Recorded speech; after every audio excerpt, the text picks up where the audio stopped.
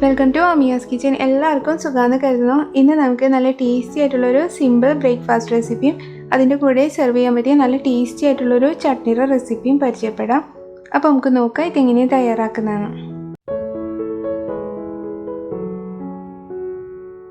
അപ്പോൾ ഇത് തയ്യാറാക്കിയെടുക്കാൻ വേണ്ടി ഞാനിവിടെ ഒരു 2 മീഡിയം സൈസിലുള്ള ഉരുളക്കിഴങ്ങ് നന്നായിട്ടൊന്ന് വേവിച്ചിനായിട്ട് ജസ്റ്റ് ഒന്ന് ഉടച്ചെടുത്തതാണ്. അത് നമുക്ക് ഈ മിക്സിയുടെ ജാറിലേക്ക് ഇട്ട് കൊടുക്കാം. ജസ്റ്റ് ഒന്ന് ഉടച്ചിങ്ങായിട്ട് വേണം ഇട്ട് കൊടുക്കാൻ വേണ്ടിയിട്ട്. അതിൻ്റെ ഒപ്പം തന്നെ നമുക്ക് ഇതിൽക്കൊരു 2 എഗ്ഗും കൂടി ചേർത്ത് കൊടുക്കാം. ഇനി നമുക്ക് ഇതിൽക്കൊരു 3/4 ഗ്ലാസ് പാലും കൂടി ചേർത്ത് കൊടുക്കാം. പിന്നെ ഒരു 1 ടീസ്പൂൺ ഇഞ്ചി വെളുത്തുള്ളിയുടെ പേസ്റ്റും കൂടി ചേർത്ത് കൊടുക്കുക. ഇതൊരു ചെറിയ കഷ്ണം ഇഞ്ചി, ഒരു 4 അല്ലി വെളുത്തുള്ളി നന്നായിട്ടൊന്ന് ചതച്ചെടുത്തതാണ്. അപ്പോൾ അതും കൂടി നമുക്ക് ഇതിലേക്ക് ചേർത്ത് കൊടുക്കാം. അതിൻ്റെ ഒപ്പം തന്നെ നമുക്ക് ഇതിലേക്ക് ആവശ്യത്തിനുള്ള ഉപ്പും കൂടി ചേർത്ത് കൊടുക്കാം. എന്നിട്ടിത് നന്നായിട്ടൊന്ന് അടിച്ചെടുക്കണം. അതിനുശേഷം നമുക്ക് ഇതിലേക്ക് ബാക്കിയുള്ള ഇൻഗ്രീഡിയൻസ് ചേർത്തിട്ട് ഒന്നും കൂടി ഒന്ന് അടിച്ചെടുക്കണം. അപ്പോൾ നമുക്കിത് ആദ്യം തന്നെ ഇതൊന്ന് അടിച്ചെടുത്തിട്ട് വരാം. ഇപ്പം ഞാനിത് നന്നായിട്ട് തന്നെ അടിച്ചെടുത്തിട്ടുണ്ട്. ഇനി ഇതിലേക്ക് നമുക്കൊരു 3/4 കപ്പ് ഗോതമ്പ് പൊടി ചേർത്ത് കൊടുക്കാം. അതിൻ്റെ ഒപ്പം തന്നെ നമുക്ക് ഇതിലേക്ക് ബാക്കിയുള്ളൊരു 3/4 കപ്പ് പാലും കൂടി ചേർത്ത് കൊടുക്കാം. അപ്പോൾ മൊത്തം നമ്മളിവിടെ ഒരു 1.5 കപ്പ് പാൽ എടുത്തിട്ടുണ്ട്. അപ്പോൾ ഇതും കൂടി ചേർത്ത് കഴിഞ്ഞിട്ട് നമുക്കിത് നന്നായിട്ടൊന്ന് അടിച്ചെടുക്കാം. ഇപ്പം ഞാനിത് നന്നായിട്ട് തന്നെ അടിച്ചെടുത്തിട്ടുണ്ട്. അപ്പോൾ ഇത് റെഡി ആയിട്ടുണ്ട്. ഇനി നമുക്കിതൊരു പാത്രത്തിലേക്ക് മാറ്റി കൊടുക്കാം. ഇനി ഇതിലേക്ക് കുറച്ച് ഇൻഗ്രീഡിയൻസും കൂടി നമുക്ക് ചേർത്ത് കൊടുക്കണം. ഇനി നമുക്ക് ഇതിലേക്ക് ഒരു ചെറിയ സബോള നന്നായിട്ട് കനം കുറച്ച് അരിഞ്ഞതും, പിന്നെ ഒരു 3 പച്ചമുളക് നന്നായിട്ട് കനം കുറച്ച് വട്ടത്തിൽ അരിഞ്ഞതും, കുറച്ച് മല്ലിയിലയും കൂടി ഇതിലേക്ക് ചേർത്ത് കൊടുക്കണം. എന്നിട്ടിത് നന്നായിട്ട് തന്നെ ഒന്ന് മിക്സ് ചെയ്ത് കൊടുക്കുക. ഉപ്പ് നോക്കിയിട്ട് ഉപ്പ് കുറവുണ്ടെന്നുണ്ടെങ്കിൽ കുറച്ച് ഉപ്പും കൂടിയും ചേർത്ത് കൊടുക്കണം. ഇപ്പം നമ്മുടെ ബാറ്റർ റെഡി ആയിട്ടുണ്ട്. ഈ ഒരു തിക്നെസ്സിൽ വേണം ഇത് എടുക്കാൻ വേണ്ടിയിട്ട്. ഇനി നമുക്കിതൊന്ന് തയ്യാറാക്കിയെടുക്കാം. അപ്പം ഞാനിത് കുക്ക് ചെയ്യാൻ വേണ്ടി ഒരു പാൻ അടുപ്പത്ത് വെച്ചിട്ട് അതിപ്പോൾ നന്നായിട്ട് ചൂടായിട്ടുണ്ട്. അതിലേക്ക് നമുക്ക് കുറച്ച് നെയ്യ് ചേർത്ത് കൊടുക്കാം. നെയ്യ് അല്ലെങ്കിൽ ഓയിൽ ചേർത്ത് കൊടുക്കാം. നെയ്യ് ചേർത്ത് കൊടുക്കുമ്പോൾ കുറച്ചുകൂടി നല്ല ടേസ്റ്റി ആയിരിക്കുള്ളൂ. ഇനി ഇതിലേക്ക് നമ്മൾ തയ്യാറാക്കി വെച്ചിരുന്ന ബാറ്ററിൽ നിന്ന് ഒരു കയ്യിൽ ഇതിലേക്ക് ഒഴിച്ചു കഴിഞ്ഞിട്ട് ജസ്റ്റ് ഒന്ന് സ്പ്രെഡ് ചെയ്ത് കൊടുക്കുക. അധികം പരത്തണ്ട, അപ്പോൾ ചിലപ്പോൾ പൊട്ടിപ്പോവും. ജസ്റ്റ് ഒന്ന് സ്പ്രെഡ് ചെയ്ത് കൊടുത്താൽ മതി.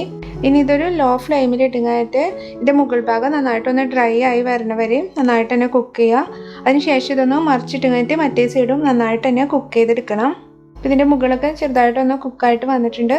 ഇനി നമുക്കിതൊന്ന് മറിച്ചിട്ട് കൊടുക്കാം. മുകളിൽ നന്നായിട്ട് കുക്കായതിന് ശേഷം മാത്രം ഇത് മറിച്ചിട്ട് കൊടുത്താൽ മതി. അതല്ലാന്നുണ്ടെങ്കിൽ പൊട്ടിപ്പോവും. ഇപ്പം ഇത് റെഡി ആയിട്ടുണ്ട്.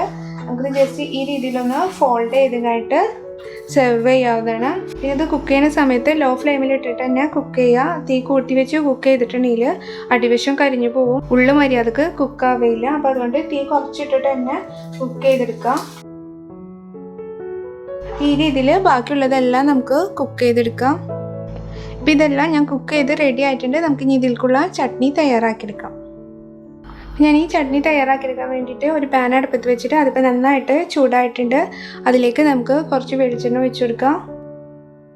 വെളിച്ചെണ്ണ ഇപ്പോൾ നന്നായിട്ട് തന്നെ ചൂടായിട്ട് വന്നിട്ടുണ്ട്. ഇതിലേക്ക് നമുക്കൊരു 5 ഉണക്കമുളക് ചേർത്ത് കൊടുക്കാം. അതിൻ്റെ ഒപ്പം തന്നെ നമുക്ക് ഇതിലേക്കൊരു ചെറിയ കഷ്ണം ഇഞ്ചി ഒന്ന് ചെറുതായിട്ടൊന്ന് കട്ട് ചെയ്തെടുത്തണം. അതിൻ്റെ ഒപ്പം തന്നെ ഒരു 3 വെളുത്തുള്ളി കൂടി അതിലേക്ക് ചേർത്ത് കൊടുക്കാം. അത് ചെറുതായിട്ടൊന്ന് വാടി വന്നാൽ നമുക്കിതിലേക്കൊരു 2 മീഡിയം സൈസ് തക്കാളി അരിഞ്ഞതും ഒരു ചെറിയ സബോള അരിഞ്ഞതും കൂടിയും ഇതിലേക്ക് ചേർത്ത് കൊടുക്കുക. അതിൻ്റെ ഒപ്പം തന്നെ ഇതിലേക്ക് ആവശ്യത്തിനുള്ള ഉപ്പും കൂടിയും ചേർത്ത് കൊടുക്കുക. തക്കാളി സബോള ഞാൻ കുറച്ച് വലിയ പീസായിട്ട് തന്നെയാണ് കട്ട് ചെയ്തെടുത്തിട്ടുള്ളത്. എന്നിട്ട് ഇത് കുറച്ച് സമയം നന്നായിട്ടൊന്ന് വഴറ്റി കൊടുക്കുക. ഈ സബോളയും തക്കാളിയും ചെറുതായിട്ടൊന്ന് വാടി വരുന്നവരെ നമുക്കിതൊന്ന് കുക്ക് ചെയ്യാം. ഈ സബോളയും തക്കാളിയൊക്കെ നന്നായിട്ടൊന്ന് വാടി വന്നിട്ടുണ്ട്. ഇനി നമുക്ക് തീ ഓഫ് ചെയ്യാം. ഇനി ഇത് നന്നായിട്ട് തന്നെ ഒന്ന് ചൂടാറിയിട്ട് വരണം. ഇപ്പോൾ ഇത് ചെറുതായിട്ടൊന്ന് ചൂടാറിയിട്ട് വന്നിട്ടുണ്ട്. ഇനി നമുക്കിതൊരു മിക്സിയുടെ ജാറിലേക്ക് മാറ്റി കൊടുക്കാം. അതിൻ്റെ ഒപ്പം തന്നെ നമുക്ക് ഇതിലേക്കൊരു ചെറിയ കഷ്ണം പുളിയും കൂടിയും ചേർത്ത് കൊടുക്കാം. പിന്നെ നമുക്ക് ഇതിലേക്ക് കുറച്ച് ഉപ്പും കൂടിയും ചേർത്ത് കൊടുക്കാം. എന്നിട്ടിത് നന്നായിട്ട് തന്നെ ഒന്ന് അടിച്ചെടുക്കണം. ഒട്ടും വെള്ളമൊന്നും ചേർക്കണ്ട.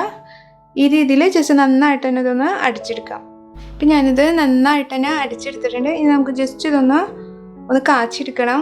അതിന് വേണ്ടിയിട്ട് നമുക്ക് ഈ പാനിലേക്ക് കുറച്ച് വെളിച്ചെണ്ണ കൂടി ഒഴിച്ചു കൊടുക്കാം. വെളിച്ചെണ്ണ നന്നായിട്ടൊന്ന് ചൂടായിട്ട് വന്നാൽ അതിലേക്ക് കുറച്ച് കടുക് ചേർത്ത് കൊടുക്കാം. അതിൻ്റെ ഒപ്പം തന്നെ ഇതിലേക്ക് കുറച്ച് വേപ്പിൻ്റെ ഇലയും കൂടി ചേർത്ത് കൊടുക്കാം. ഇനി നമുക്കിതിലേക്ക് നമ്മൾ അടിച്ചെടുത്ത ചട്നിയുടെ മിക്സും കൂടി ഒഴിച്ചുകൊണ്ട് ഒരു 1-2 മിനിറ്റ് നന്നായിട്ടൊന്ന് കുക്ക് ചെയ്തെടുക്കാം. ഈ ചട്നി ചോറിൻ്റെ കൂടെയും ദോശയുടെ കൂടെയും ഇഡ്ഡലിയുടെ കൂടെയൊക്കെ കഴിക്കാൻ നല്ല ടേസ്റ്റാണ്. ഇത് റെഡി ആയിട്ടുണ്ട്. ഇനി നമുക്ക് തീ ഓഫ് ചെയ്യാം. ഇത് ചൂടാറുമ്പോൾ ഒന്നും കൂടി നല്ല തിക്കായിട്ട് വരും. ഇപ്പോൾ നമ്മുടെ ചട്നി റെഡി ആയിട്ടുണ്ട്. ഇപ്പോൾ നമ്മുടെ ബ്രേക്ക്ഫാസ്റ്റ് റെസിപ്പി റെഡി ആയിട്ടുണ്ട്. അപ്പോൾ പറ്റുകയാണെങ്കിൽ എല്ലാവരും ഇതൊന്ന് ട്രൈ ചെയ്ത് നോക്കിയിട്ട് തീർച്ചയായിട്ടും നിങ്ങളുടെ അഭിപ്രായം അറിയിക്കുക.